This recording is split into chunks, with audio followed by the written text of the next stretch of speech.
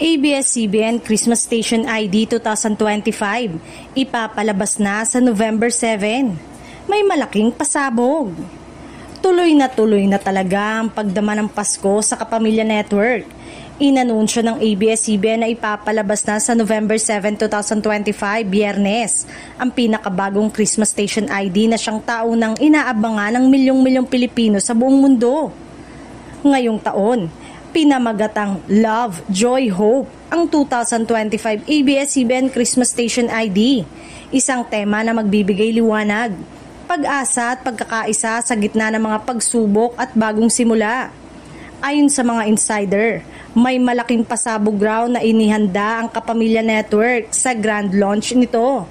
Bukod sa makapagbagbag damdamin, awitin, aasahan din ang pagbabalik ng ilang iconic Kapamilya stars na matagal nang hindi nagkakasama sa iisang proyekto.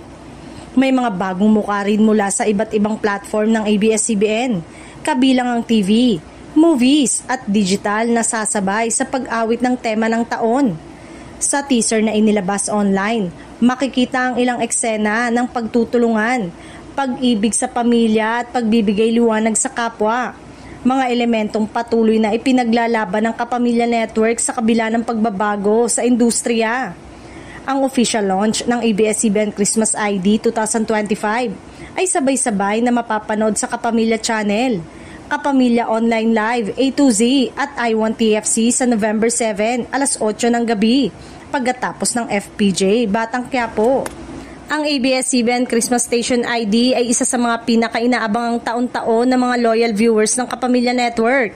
Isang simbolo ng pag-asa, pagkakaisa at pagmamahala ng pamilyang Pilipino sa tuwing sumasapit ang Kapaskuhan.